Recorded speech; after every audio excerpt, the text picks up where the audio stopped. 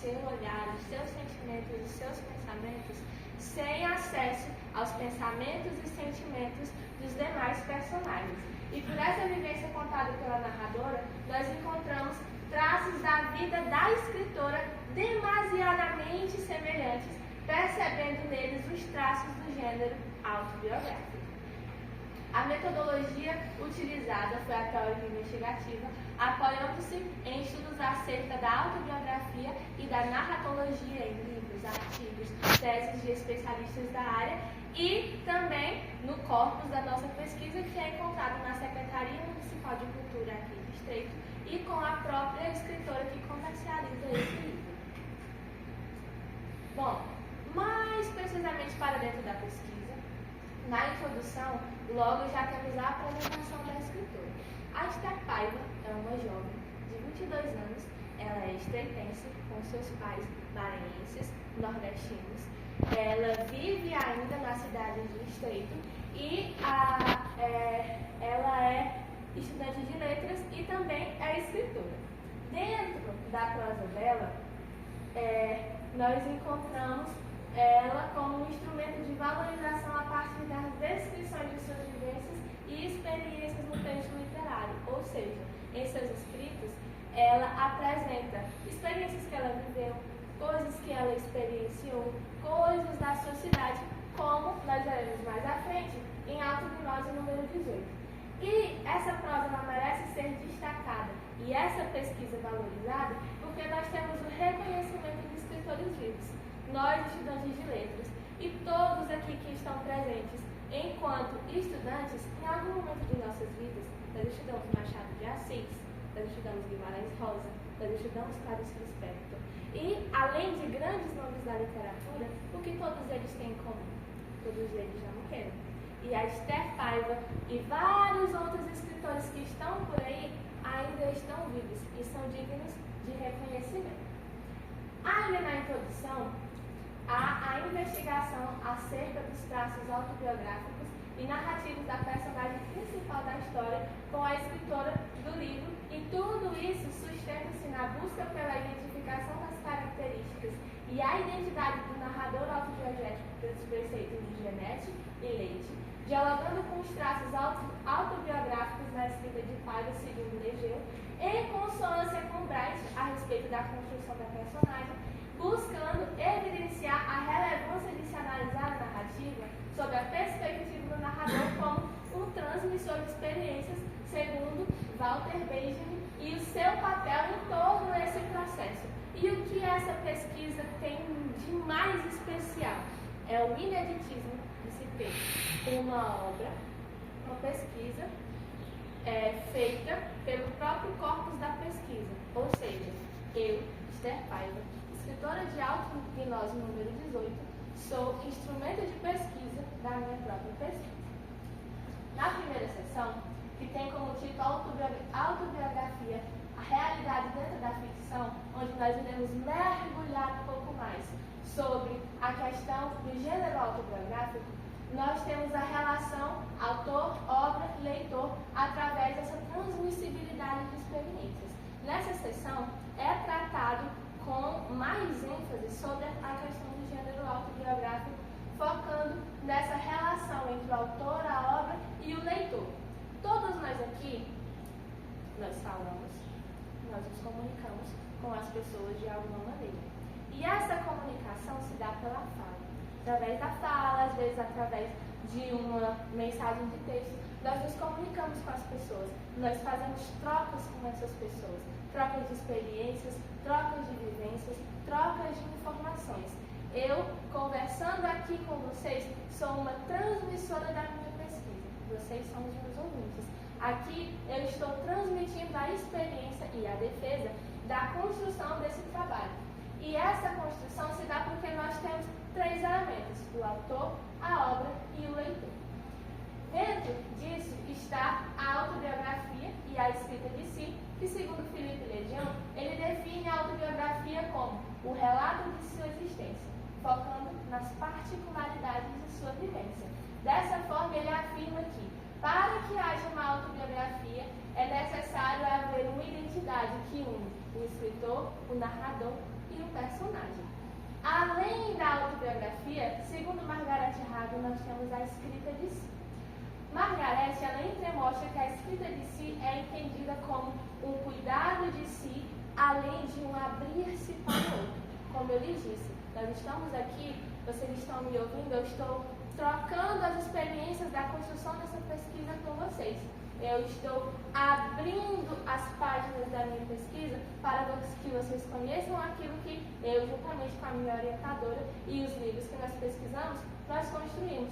E tudo isso corrobora para a busca da verdade da alma do eu, tornando-se o sujeito de si mesmo, o autor do próprio script, da cena, do capítulo de sua história. Tudo isso é a escrita de si. E o autognose, ele é identificado, segundo Felipe Legião, como um romance autobiográfico.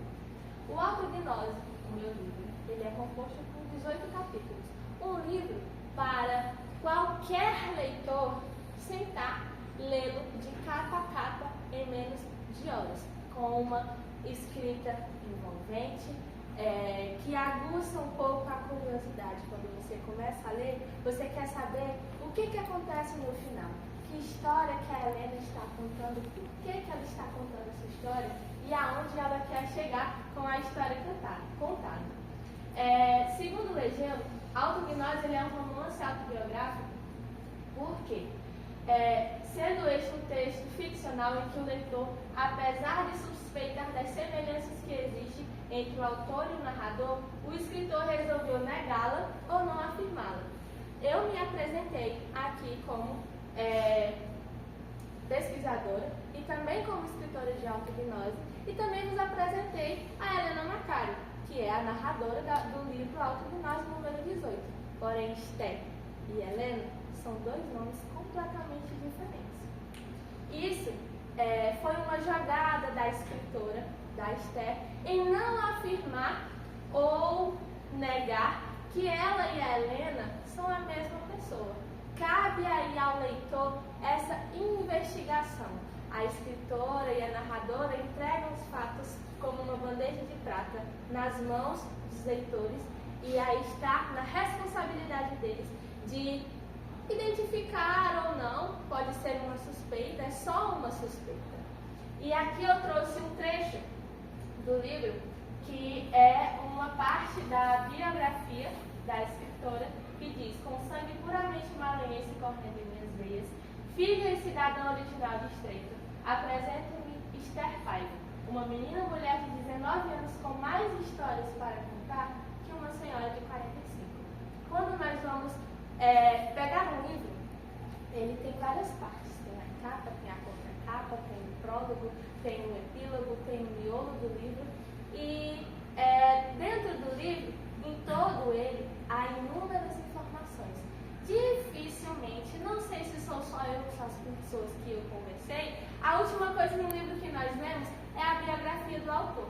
Porém, quando nós vamos ler a biografia de autognose, nós enxergamos ali onde estão quase todos os traços semelhantes entre a escritora e a narradora. E ali é onde o leitor tem mais pistas dessa investigação, se a escritora e a narradora são ou não a mesma pessoa. Partindo para a próxima sessão, ela tem como título Uma Voz que Nos Fala. Quem é essa voz que conta as histórias? Essa voz é o narrador. E existem vários tipos de narradores. Tem o narrador personagem, o observador, o onisciente, o testemunho, o intruso. Quer seja o seu tipo, é ele quem narra a história como ainda conta leite. O narrador conta suas vivências, como também tudo que isso implica em sua imaginação. O narrador ele não precisa necessariamente contar daquilo que ele viveu. Ele pode ter contado daquilo que ele testemunhou, daquilo que ele ouviu de alguém ou em algum lugar. Dentro do Autognose número 18, além de todos esses narradores que eu citei, Genete, ele usa um termo chamado narrador autodiegético. O que seria esse narrador autodiegético? É o narrador que conta a sua própria história. Ele, e só ele, tem acesso àquilo que vê, vive ou sente. Então ele que conta a sua história, ele e mais ninguém é quem sabe de todos os fatos que ele está vivendo, vendo, sentindo e pensando. Então ninguém mais do que ele tem propriedade para falar daquilo que ele quer falar. Porque ainda tem isso, às vezes o narrador ele não conta tudo de fato que aconteceu. Ele conta aquilo que ele quer. A construção da narradora personagem é Helena. Como eu lhes disse, a Helena Macário ela é uma jovem estreitense de um município ainda pequeno, lá em meados de 2016, onde ela está estudando lá na Unidade Integrada João Castelo. E ela está saindo da escola do ensino fundamental, onde ela estudou por muitos anos, para ir para o ensino médio. E onde, o que acontece nesse lugar, nesse momento que nós estamos? Muitos questionamentos vêm à tona. Nós vamos para o ensino médio, nós já vamos fazer o Enem. Se vamos fazer Enem, faremos outros vestibulares. E se faremos esses vestibulares, por que nós faremos? Para que curso? Para fazer o quê? Para trabalhar com o quê? Para morar onde? Vai morar com os pais? Vai estudar no internato? Vai estudar na escola pública? Vai estudar na escola particular? São muitos questionamentos. O que nós vamos fazer? O que nós queremos ser? Por que nós queremos tudo isso? E Helena estava em meio a esse mar de decisões que ela tinha que tomar. E ali acontece algo assim, talvez inesperado, talvez não tão inesperado. Ela conhece um jovem rapaz músico, que ele transforma toda a roda de decisões que ela teria que tomar.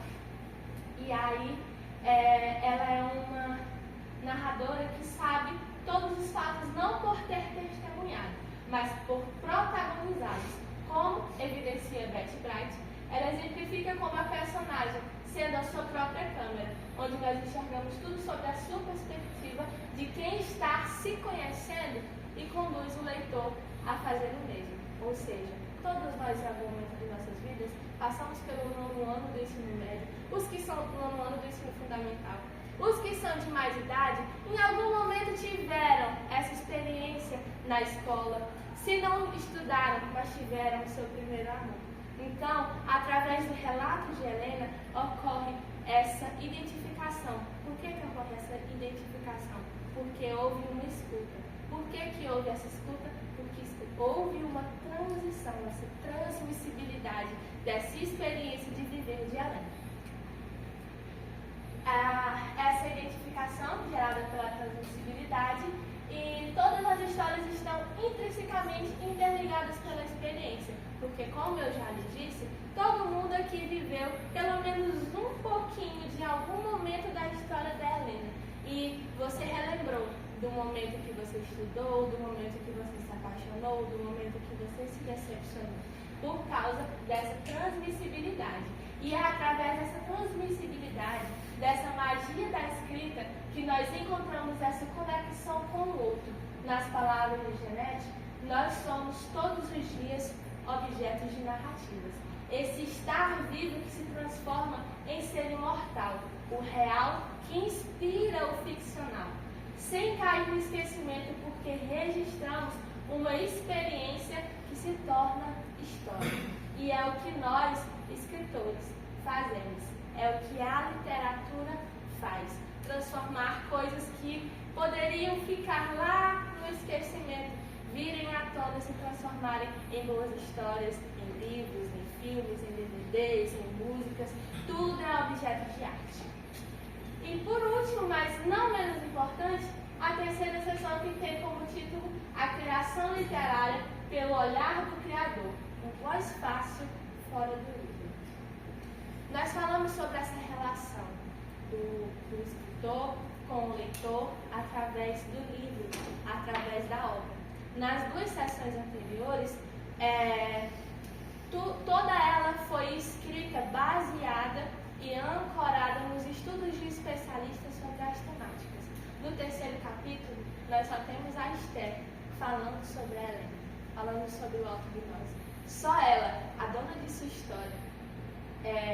E a motivação principal para essa sessão era apresentar a criação literária pelo olhar da escritora. Como foi para Esther escrever Autognose número 18? Como foi para ela relembrar? Porque como os leitores relembraram, talvez a escritora também relembrou. O seu momento que ela estudou talvez na mesma escola que a Helena, teve os mesmos professores que a Helena, e ela resgatou lá do seu passado várias memórias, várias rememorações de bons momentos, ou talvez não tão bons momentos, em que ela viveu. Como foi para Esther escrever esse livro? O que ela sentiu? Por que o número 18? Por que essa data de hoje ela é tão importante para ela? O que tem esse número de tão especial? E essa sessão mais ensaística, mais íntima, foi escrita justamente para comprovar tudo o que já foi anteriormente disso. Esse relacionamento criado através dessa transmissibilidade de experiências, como a Helena abriu o seu diário em autognose, a Esther, aqui no 3º capítulo, abre o seu diário para os leitores de autognose.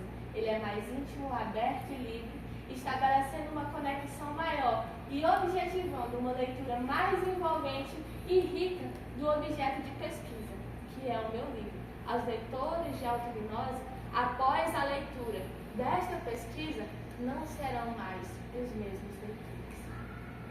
Para as considerações finais, a escrita de Paiva é marcada por elementos autobiográficos e temáticas atemporais, com a narradora autodiegética, Helena Macari, compartilhando sua história de forma íntima e emocional, criando uma conexão com o leitor.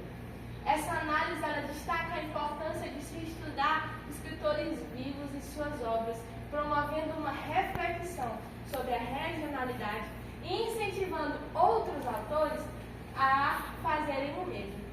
A pesquisa valoriza a literatura regionalista, feminina, maranhense e nordestina, contribuindo para a fortuna crítica literária não só estreitense, maranhense e tocantina, mas brasileira, valorizando não só a literatura, como também a cultura e os fazedores de cultura para a sociedade brasileira. Aqui estão as referências.